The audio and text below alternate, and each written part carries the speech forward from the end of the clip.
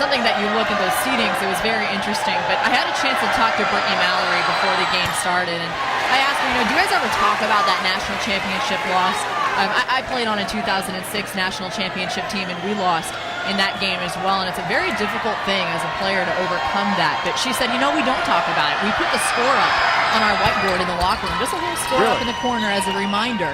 But she said, we know that we have the ability to get back there, and this is about this year, not about last year. That was witness to the Notre Dame win over UConn in Indy last year, and it was such an emotional night, and in some ways a stunning night, considering how great UConn was, that in some ways, I think Notre Dame fans felt it was a shame they had to come back and play 2 nights later for certainly the game that mattered the most. Good defense by Kentucky, and we've seen a couple of rule changes this year in women's college basketball. The three-point line was moved back to 21-9, where the men's line is. We talked about the charge circle. Something else that I would like to see implemented is a 10-second backcourt, and that would really benefit a team like Kentucky, where they do such a good job of putting on full-court pressure. You like to see them get rewarded by creating some of those turnovers in the backcourt. Well, they have been rewarded with the fouls. Notre Dame now with 10 team fouls, double bonus for Matthew Mitchell and the Wildcats, and Kentucky shot the ball well from the line, 12 of 16. Mathis leading the Cats in scoring. She has 17. What about the play of Adia Mathis this afternoon? On the offensive end. Skylar Diggins with 10 assists, 10 points, misses the 1-and-1. Wildcats must try to score the ball without Mathis, and able to do so on the drive to the basket by Bria Goss. Irish out of control. That's an offensive foul on 23, Kayla McBride.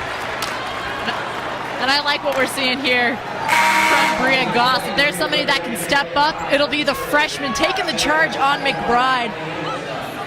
Whether she touched her or not, it's of no matter going the other way for Kentucky. But the freshman Bria Goss, she has really shown that she is a star player and was a highly touted recruit for a reason. And I've had a chance to talk to a couple of coaches who recruited her, and what really separated her from the other girls in her class is how hard she played. And that means there wasn't as much of a gap for her adjusting to the college game because she played that hard in high school. She won a couple of state championships in Indianapolis, Ben Davis. Been SEC Freshman of the Week twice this year already. Wildcats a chance to get the lead. The crowd try to work itself into the game. Drop down to Drake. Wildcats 71, Irish 70. Diggins back the other way. Well, does she get credit for an assist on that one? I think so. It's definitely intentional, just like she planned. Here's Pinkin on a drive and a hoop, and we're going back and forth now with the lead changing hands several times.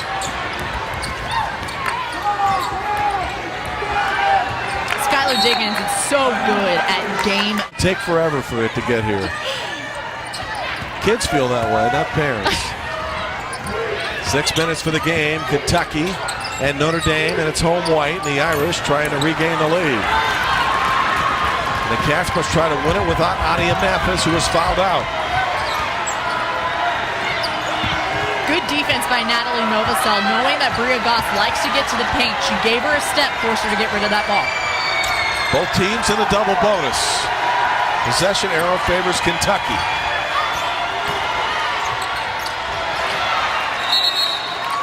Tie up inside, Wildcats keep the ball.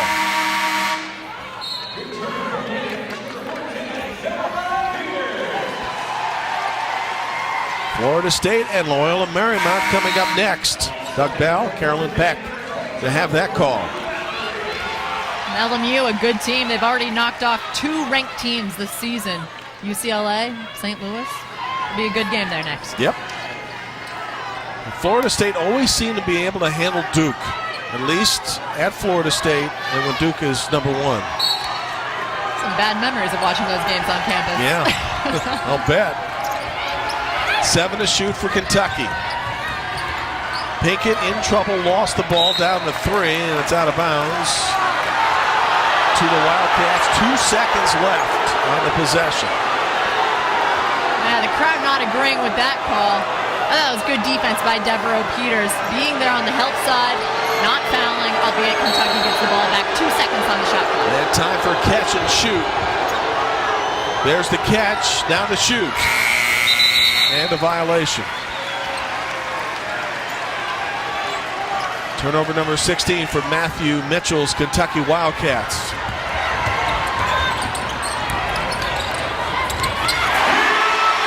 That's Kayla McBride. Notre Dame back up by 1, and for McBride, she has 17. The Irish have 4 in double figures. Same thing for the Wildcats. Drake seals off her man and scores. Samantha Drake now with 19 for the game. That play again created by Amber Smith. This is what they missed last year, her senior recognition, knowing if she comes off a ball screen, she's going to have that roller with a mismatch inside.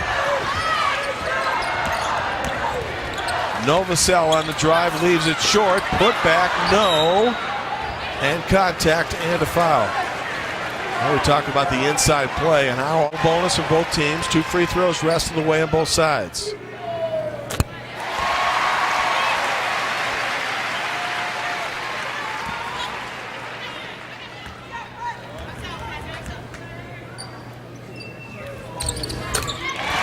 Notre Dame 76, Kentucky 75.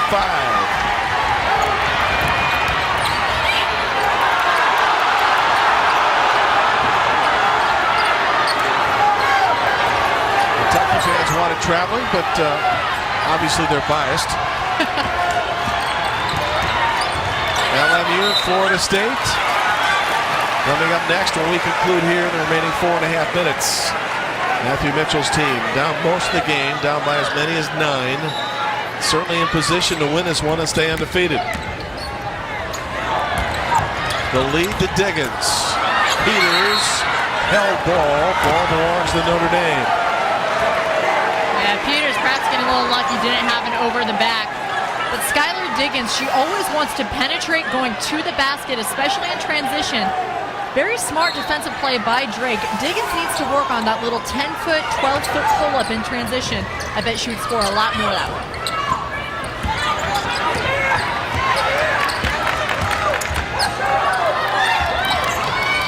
McBride to Peters, quick release.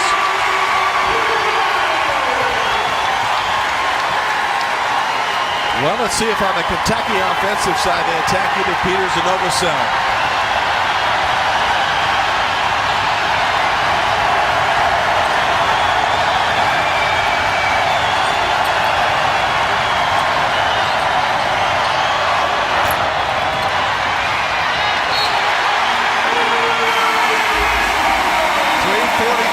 Who's going to win it?